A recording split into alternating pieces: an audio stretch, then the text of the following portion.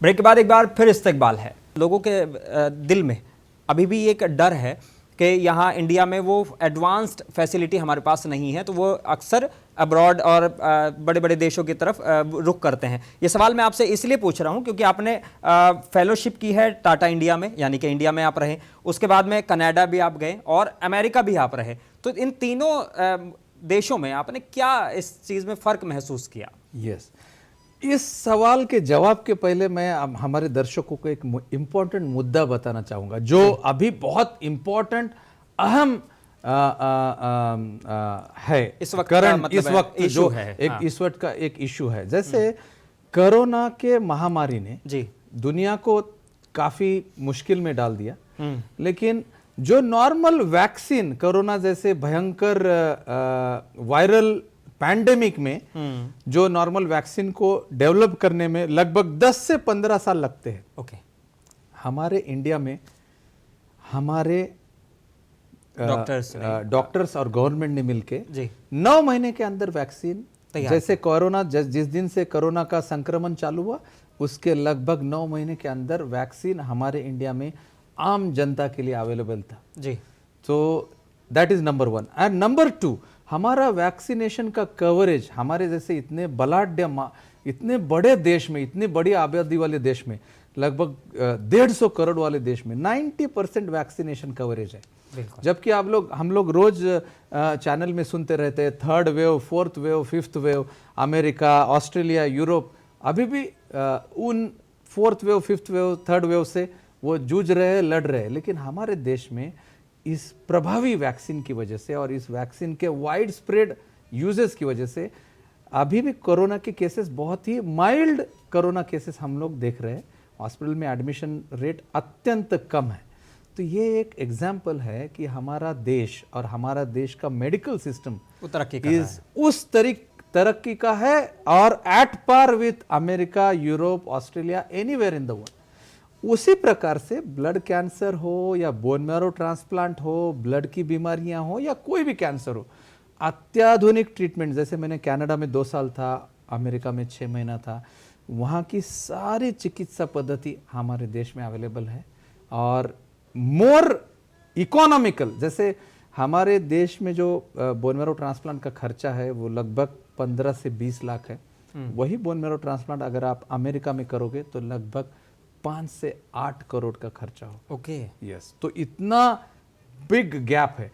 उसी क्वालिटी का अच्छा ट्रीटमेंट, चिकित्सा फैसिलिटी, सारे treatment facilities with equal expertise, हमारे देश में एक्सपर्ट्स की भी कमी नहीं है। सारे blood cancer, bone marrow transplant के मोस्ट एक्सपर्ट्स अवेलेबल हमारे इंडिया में है, हमारे हैदराबाद शहर में, हमारे तेलंगाना स्टेट में है। So all the facilities at much cheaper rate with equal expertise, equal facilities हमारे देश में अवेलेबल है। एंड जैसे आप अमेरिका और कनाडा में की बात की जाए तो blood cancer, bone marrow transplant में लगभग 50% इंडियन डॉक्टर्स आपको देखने को मिलेंगे। सो उन देशों में भी जो एक्सपर्ट्स है वो इंडियंस ही है।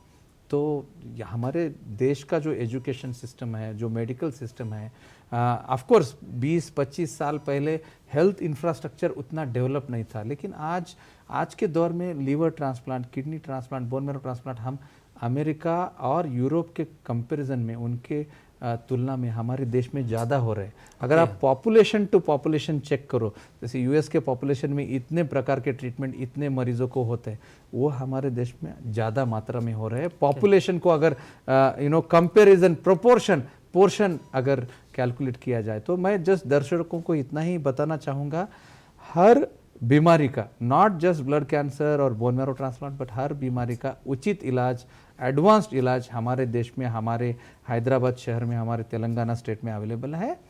सतर्क रहना और पॉजिटिव रहना ये ज़्यादा ज़रूरी है। ट्रीटमेंट तो अवेलेबल है। जैसे पुरानी कहावत है जी, मरीज डॉक्टर को मिलने से 50% बीमारी गायब होती है। हाँ। ये हमारा पॉजिटिव माइंडसेट और belief in the medical system, belief in the doctor सबसे ज़्यादा ज़रूरी है जी। अगर आप कोई भी ट्रीटमेंट तभी प्रभावी या तभी इफ़ेक्टिव सक्सेसफुल होता है जब मरीज और डॉक्टर दोनों एक टीम बनकर, मरीज और उनका परिवार और डॉक्टर और मेडिकल सिस्टम एक टीम बनकर उस बीमारी को कंप्लीटली क्योर किया जा सकता है। पर्टिकुलरली ब्लड कैंसर में कहना चाहूँगा 80 to 90% cure rate. Bone marrow transplant जैसे हमारे यशोदा हॉस्पिटल सोमाजीगुड़ा में भारत इंडिया का पहला डबल हाफ मैच ट्रांसप्लांट हमने 2016 में किया। अभी वो जिस लड़की का हमने डबल यानी पहला हाफ मैच ट्रांसप्लांट, उसके बॉडी ने एक 9 साल की लड़की है, उसको वेरी सीवियर अप्लास्टिक एनीमिया नाम का बोन मैरो फेल्यूर बीमारी थी 2016 में। It's a medical emergency. अगर ट्रांसप्लांट कुछ ही दिनों में हम नहीं करते हैं तो बचने की उम्मीद ज़ीरो रहती है। तो ऐसे मरीज का पहला ट्रांसप्लांट पिताजी से किया, लेकिन अनफॉर्चुनेटली दुर्भाग्यवश उसके बॉडी ने स्टेम सेल रिजेक्ट किए, तो दूसरा ट्रांसप्लांट मदर के स्टेम सेल द्वारा किया गया। आज उसको ट्रांसप्लांट होकर 8 साल हो गया है और वो इंडिया का पहला successful double half match transplant है। ऐसे हमने डबल हाफ मैच ट्रांसप्लांट बहुत सारे किए हैं। उसी तरीके से जॉइंट तेलुगु स्टेट्स तेलंगाना और आंध्रा का पहला half match transplant Yashoda hospital Somajiguda में हमने 2014 में किया था। उसी तरीके से वर्ल्ड का फर्स्ट, नॉर्मली एक डोनर से एक ही मरीज को स्टेम सेल देना उचित या कायदेमंद है, लेकिन हमारे पास 2 बच्चे थे 2018 में जिनको सेम जेनेटिक बीमारी थी, जिनका दोनों भाइयों का जेनेटिक टेस्टिंग सेम था, तो एक जर्मन डोनर द्वारा दोनों का स्टेम सेल ट्रांसप्लांट एक साथ किया गया। ये भी एक वर्ल्ड रिकॉर्ड है। सो द पॉइंट इज, हमारे हैदराबाद शहर में, हमारे तेलंगाना स्टेट में सारी अत्याधुनिक फैसिलिटी, सारी अत्याधुनिक चिकित्सा, drugs, treatments, immunotherapies, bone marrow transplant हर प्रकार की अवेलेबल है।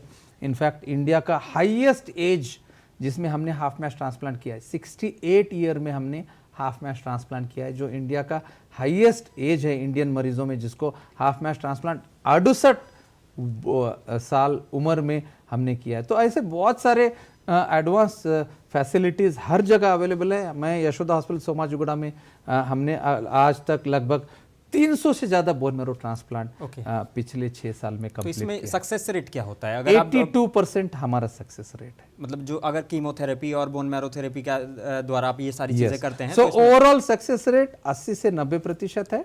10 to 20% फेल्यूर रेट है। और हमने 300 से ज्यादा ट्रांसप्लांट किए हैं और हमारा सक्सेस रेट 82% है, जो कि at par with anywhere in the world.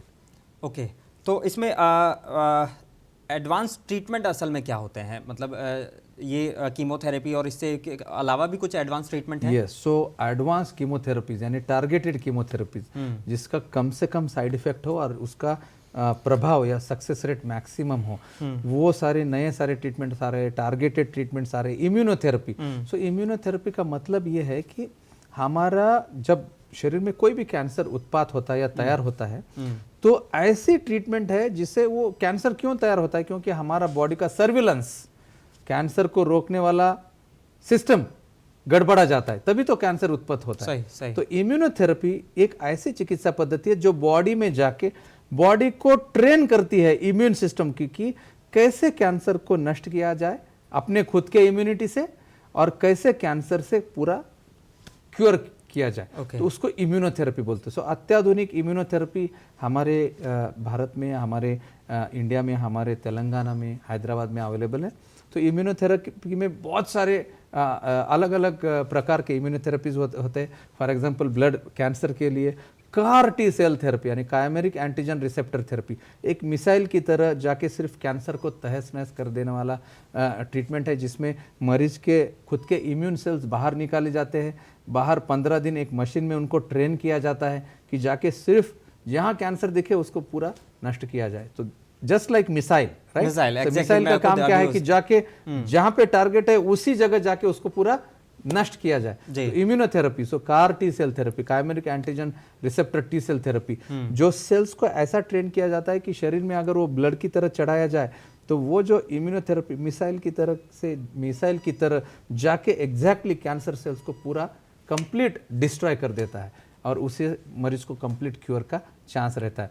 Bone marrow transplant में भी अत्याधुनिक ट्रांसप्लांट आ रहे हैं, half match transplant, haploidentical transplant, any कोई भी उम्र में। हमने यशोदा हॉस्पिटल सोमाजीगुड़ा में 9 महीने के आयु वाले बच्चे से लेकर 72 72 ईयर्स तक के उम्र के बड़ों में बोन मैरो ट्रांसप्लांट सक्सेसफुली किया है। तो बोन मैरो ट्रांसप्लांट में भी अत्याधुनिक चिकित्सा पद्धति आ रही है, अत्याधुनिक नए नए प्रकार के हाफ मैच ट्रांसप्लांट, एक नया प्रकार है T deplete half match transplant, जिस हमने इंडिया में पहली बार 7 T deplete half match transplant किया है। जैसे हाफ मैच में कुछ सेल्स जो बॉडी में अटैक करके बहुत सारे कॉम्प्लिकेशंस लाते हैं, तो एक मशीन द्वारा जो खराब सेल्स है, जो बॉडी को खतरा या बॉडी को नुकसान पहुंचाने वाले सेल्स को सेलेक्टिवली हटा के वो स्टेम सेल प्रोडक्ट से पूरी तरीके से गायब किया जाता है। उसको बोलते हैं T deplete half match transplant. हमने यशोदा हॉस्पिटल सोमाजीगुड़ा में लगभग 7 ऐसे T deplete half match transplant किया है। इनफैक्ट बड़ों में half match T deplete half match transplant पहली बार इंडिया में यशोदा हॉस्पिटल सोमाजीगुड़ा में किया है। और आज वो मरीज 7 साल से एक मल्टीपली वापस आने वाला relapse blood cancer completely cure होके नॉर्मल लाइफ स्पेंड कर रहा है। अच्छा, बच्चों में होने वाले ब्लड कैंसर किस तरह के हैं? क्योंकि आपने बच्चों में मुख्यतः ALL एक्यूट लिम्फोब्लास्टिक ल्यूकीमिया नाम का ब्लड कैंसर ज़्यादा मात्रा में देखा जाता है। 70% बच्चों वाले ब्लड कैंसर ALL होते हैं, जिसका क्योर रेट 80 to 90% है, सिर्फ कीमोथेरेपी द्वारा। ALL में भी बहुत सारे प्रकार होते हैं। कुछ ALL हाई रिस्क ALL में कीमोथेरेपी के बाद बोन मैरो ट्रांसप्लांट की आवश्यकता है कंप्लीट क्योर के लिए, बट 90% बच्चों में जो ALL ब्लड कैंसर आते हैं उनको सिर्फ कीमोथेरेपी द्वारा 80 to 90% क्योर रेट यानी सक्सेस रेट हम लोग अपेक्षा कर सकते हैं। उसी तरीके से बच्चों में 30% AML एक्यूट माइलॉइड ल्यूकीमिया होता है, जिसमें कीमोथेरेपी के बाद बोन मैरो ट्रांसप्लांट की आवश्यकता पड़ सकती है। डॉक्टर साहब, एक बड़ा इंपॉर्टेंट सवाल है कि आजकल हार्ट अटैक के चांस बहुत ज़्यादा बढ़ रहे हैं। अक्सर लोगों में हार्ट अटैक का ये प्रॉब्लम्स देखी जा रही है, तो क्या ये कहीं ना कहीं इसी से रिलेट है? हार्ट अटैक हमारी आधुनिक स्ट्रेसफुल लाइफस्टाइल जीवन शैली का एक नतीजा है। तो आजकल आप आए रोज सुनते हैं न्यूज़ में 20 साल के 30 साल की उम्र के यंग युवाओं में हार्ट अटैक आ रहे हैं। तो stressful lifestyle and environmental pollution, unbalanced lifestyle, unbalanced diet और अलग अलग व्यसन, स्मोकिंग, अल्कोहल, ये बहुत सारे कारण हैं जिसकी वजह से ये लाइफस्टाइल डिसीजेस है, जिसको हम लाइफस्टाइल, कैंसर भी एक लाइफस्टाइल डिसीज है। संतुलित आहार, बैलेंस्ड लाइफ, अच्छी नींद, ऑर्गेनाइज्ड लाइफ, ये लाइफस्टाइल मॉडिफिकेशन से ना कि just lifestyle diseases like hypertension, diabetes, heart diseases, बल्कि कैंसर को भी काफ़ी मात्रा में हम लोग एक एज ए प्रिवेंटिव स्ट्रैटेजी अपना सकते हैं। मतलब कहीं ना कहीं हमें अपना लाइफ स्टाइल चेंज करने की ज़रूरत है अगर इससे बचना है, इन सारी चीज़ों से बचना है। तो डॉक्टर साहब, एक मेरा सवाल था कि जैसे आपने कहा था कि जब बोन मैरो किसी का ट्रांसप्लांट किया जाता है या उसको कीमोथेरेपी की जाती है तो उस दौरान उसका वाइट ब्लड सेल्स बिल्कुल ख़त्म हो जाते हैं, कम होते हैं। इस दौरान जो ये 15 दिन होते हैं वो कितने इंपॉर्टेंट होते हैं उस मरीज़ के लिए? क्योंकि अक्सर देखा जो उसकी वाइट ब्लड सेल्स ख़त्म हो गए हैं तो कहीं ना कहीं उसके लिए जान का खतरा बन जाता है। तो बोन मैरो ट्रांसप्लांट का जो पहला स्टेप है, जब बोन मैरो नष्ट किया जाता है और स्टेम सेल से खून बढ़ने का जो अवधि है, जो 15 दिन, 20 दिन, 30 दिन तक हो सकता है, इस दौरान ये अलग अलग इन्फेक्शंस, अलग अलग कॉम्प्लिकेशंस की वजह से लाइफ रिस्क 10 to 20% होता है। तो ये 10 to 20% लाइफ रिस्क होने की वजह से स्पेशल ICU यानी बोन मैरो ट्रांसप्लांट यूनिट में इन मरीजों को रखा जाता है, जहाँ पे सब कुछ हाइजीनिक तरीके से स्वच्छ और एकदम इन्फेक्शंस विरहित एनवायरनमेंट में उनको रखा जाता है। उनका बहुत नज़दीकी से, बहुत केयरफुली उनका ख्याल रखा जाता है। और ये पहला स्टेज है।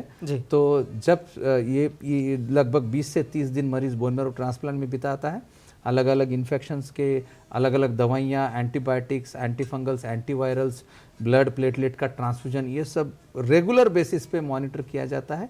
और जब उनका स्टेम सेल से नया ब्लड सेल पूरी तरीके से नॉर्मल तैयार हो जाते हैं तो उसको बोलते हैं फर्स्ट स्टेप सक्सेसफुल हुआ। तो बोन मैरो ट्रांसप्लांट में मुख्यतः 3 स्टेप्स होते हैं। तो पहला स्टेप जो 1 महीना तक मरीज बोन मैरो ट्रांसप्लांट यूनिट में रहता है वो पहला स्टेप है। तो इसमें 10 to 20% जान को खतरा रहता है। उसके बाद दूसरा स्टेप, जब मरीज अस्पताल से डिस्चार्ज होता है तो कंप्लीट सब कुछ नॉर्मल हुआ ऐसा नहीं है। बहुत सारी सावधानियां मरीज को बरतनी पड़ती है।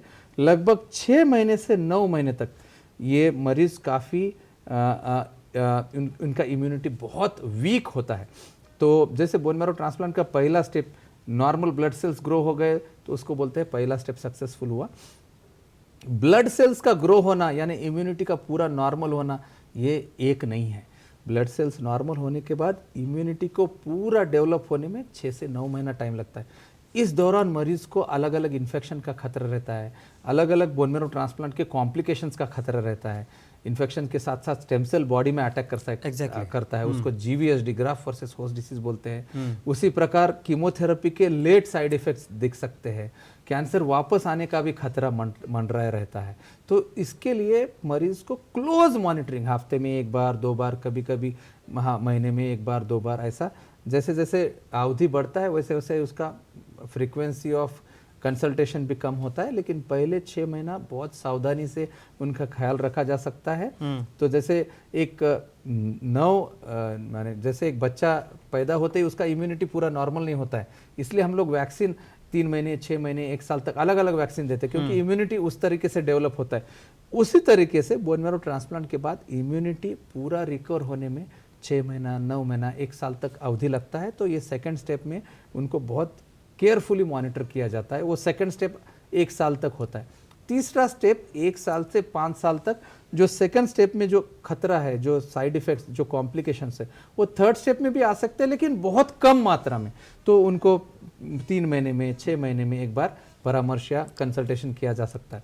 और 5 साल बीमारी पूरी तरीके से कंट्रोल रह के कैंसर वापस आए बगैर इस मरीज का अच्छा जीना, इसको क्योर कहा जाता है। तो ब्लड कैंसर शास्त्र में या कैंसर शास्त्र में 5 साल का अवधि without disease coming back, cancer आए बगैर हेल्दी रहना ये जरूरी है, तभी हम उसको क्योर कहते हैं।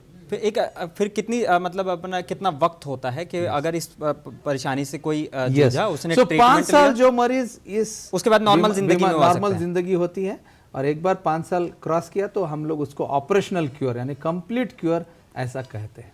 डॉक्टर साहब ऐसी वो इसमें कितनी स्टेजेस होती हैं ब्लड कैंसर की, और कौन सी स्टेजेस पे आपको लगता है कि अब शायद इस मरीज को नहीं बचा पाएंगे? सो ये बहुत इंपॉर्टेंट क्वेश्चन, धन्यवाद आपने यहाँ पे उपस्थित किया है जी। बेसिकली जैसे ब्लड कैंसर और बाकी शरीर के कैंसर में ये मुख्य डिफरेंस है कि बाकी शरीर का जैसे lung cancer, brain cancer, stomach cancer, वो अवयव से बाहर निकल के दूसरे अवयव में फैल गया तो उसको एडवांस स्टेज बोलते हैं और उसका क्योर होने का प्रमाण बहुत कम होता है। ओके। ब्लड कैंसर में स्टेजेस मुख्यतः ज्यादा काम के नहीं आते हैं। मुख्यतः ल्यूकेमिया ब्लड कैंसर को तो स्टेजेस नहीं होते, क्योर रेट 80 to 90% अच्छे ट्रीटमेंट द्वारा एक्सपेक्ट कर सकते। लिम्फोमा ब्लड कैंसर में स्टेजेस होते हैं। इवन लिम्फोमा ब्लड कैंसर में early stage versus late stage, early stage में 90-95% क्योर रेट है और लेट स्टेज में भी 80% क्योर रेट है। तो स्टेजेस का, एक तो ल्यूकेमिया ब्लड कैंसर में स्टेजेस का कोई मतलब नहीं, स्टेजेस नहीं होते, तो उसमें हर जगह रहता है। लिम्फोमा ब्लड कैंसर में स्टेजेस का महत्व है, लेकिन इवन लिम्फोमा में भी एडवांस स्टेज में भी लगभग 80% क्योर रेट होता है। ओके। नहीं, अभी मेरे के नोन है, उनके साथ में यही इशू हुआ, उनका ब्लड कैंसर था, उनको उनके भाई ने बोन मैरो दिया, लेकिन मतलब उसके बाद भी उनको बचाया नहीं जा सका। तो कहीं ना कहीं फिर ये इशू होता है कि बोन मैरो के बाद भी chances. Yes.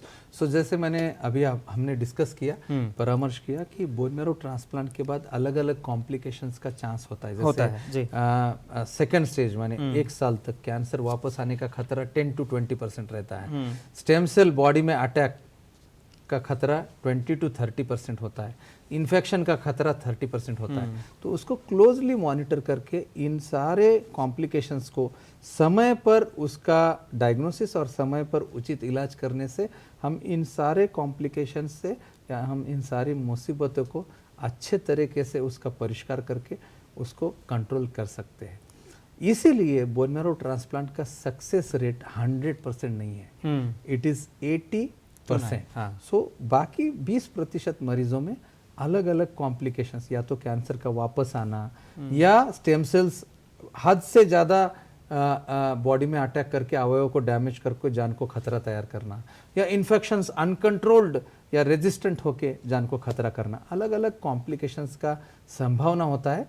So overall bone marrow transplant का सक्सेस रेट 70 to 80% है और 20 to 30% इन सारे कॉम्प्लिकेशंस की वजह से खतरा बना रहता है। अच्छा, आजकल हम छोटे बच्चे देख रहे हैं अक्सर बहुत सारे, जिनमें पैदा होने के बाद से ही उनके अंदर ब्लड नहीं बनता है और मतलब उनकी एज भी बहुत ज़्यादा कम हो जाती है इसकी वजह से, और उनको हर महीने एक ब्लड उनको चढ़ाना पड़ता है। लास्ट मेरा ये सवाल है आपसे, तो क्या ये जो बोन मैरो थेरेपी है ये उन बच्चों के लिए भी फायदेमंद है? सो आप, ये बहुत इंपॉर्टेंट मुद्दा है। हमारे हैदराबाद और तेलंगाना में काफ़ी सारे थैलेसीमिया या सिकल सेल के मरीज हैं जिनमें रक्त का लाल खून का डिफेक्ट होता है। जो लाल खून बनता है वो डिफेक्टिव बनता है, तो बोन मैरो में बनते ही वो नष्ट हो जाता है। तो इनको आजीवन, सारा जीवन ब्लड चढ़ाने की ज़रूरत पड़ती है, क्योंकि वो खुद का ब्लड उनके बॉडी में प्रोड्यूस नहीं कर सकते।